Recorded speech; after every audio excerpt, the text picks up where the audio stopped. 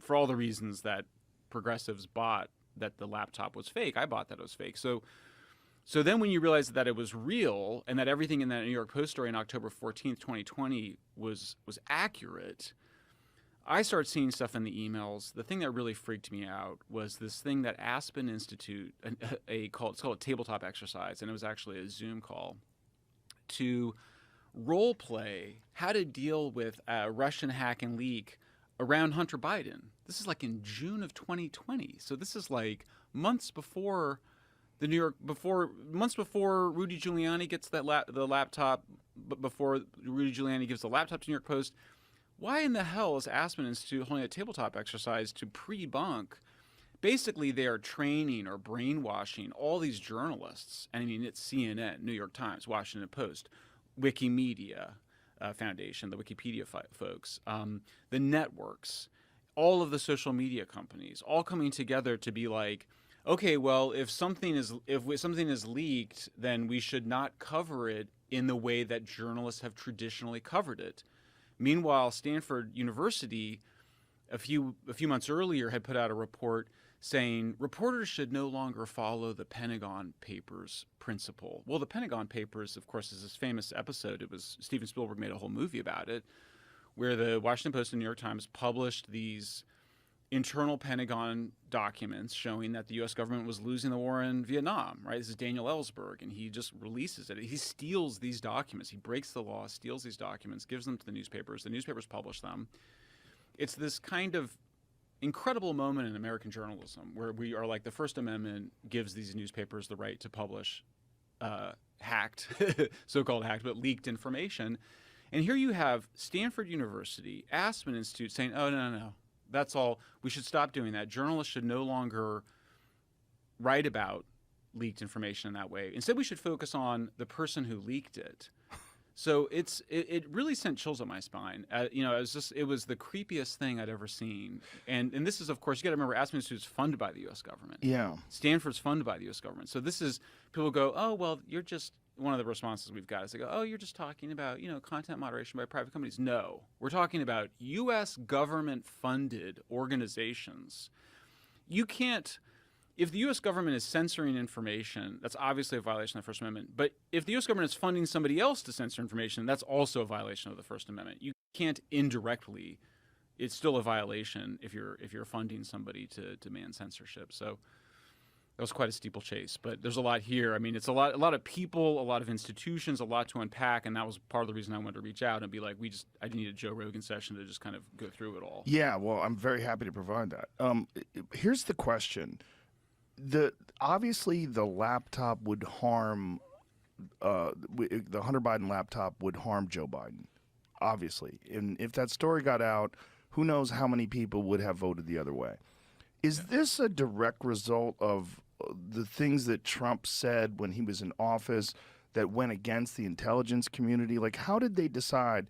I would always assume that, the so-called deep state is essentially bipartisan, that they wouldn't necessarily side with the Democrats or the Republicans. They're really, they're just in charge of, they're supposed to be gathering information to protect the country. So how did they decide specifically to either stop information or propagate misinformation that would aid Joe Biden? Yeah. Yes, that's exactly the right question. So, I mean, I think the thing you have to understand is that Trump was viewed by the deep state, by CIA, FBI, Pentagon, NSA, and all of the elites. And you're right, it's bipartisan in the sense that it's both never Trump Republicans and Democrats. What freaked them out the most about Trump is that he was threatening to pull the U.S. out of NATO. I just think that was bluster. Like, that's insane. Like, and by the way, I should say, I support what we call the Western Alliance. I support providing military security for our allies in Asia and in Europe. I'm not there's parts of economic nationalism that I respect, but I don't think we should pull out of NATO. I think NATO has provided peace in the world and mostly been a good thing. It's obviously had some crazy abuses like Iraq. This whole experience has made me rethink my support for Ukraine.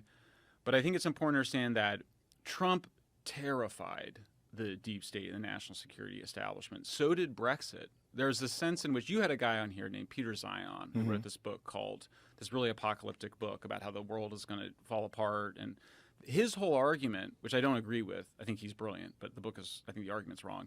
His whole argument is based on the idea that the United States is going to stop providing military security to our allies in Asia and Europe. It's all just based on this assumption that Trump is the beginning of the U.S. withdrawing from its traditional role since World War II. There's a bunch of people who obviously their ideology, their livelihoods, their identity, just their whole way of life is tied up with providing the United States providing this protection for Europe and Asia, and they viewed Trump as threatening that. I also think they just really hated the guy. They looked down on him. He was crude and all the things that people don't like about him. And he spoke disparagingly about the intelligence community. Yeah.